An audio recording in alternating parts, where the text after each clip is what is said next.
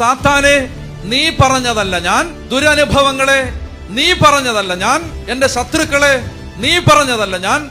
ലോകമേ, നീ പറഞ്ഞതല്ല ഞാൻ. എന്നെ ഉണ്ടാക്കിയ എന്റെ ദൈവം പറഞ്ഞതാണ് ഞാൻ.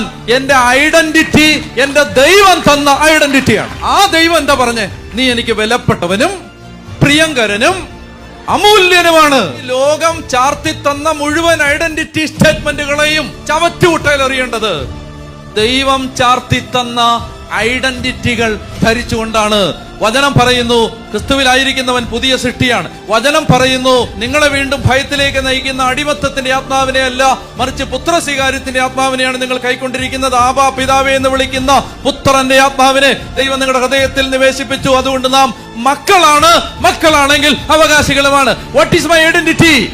What is my identity? I am the son, I am the daughter.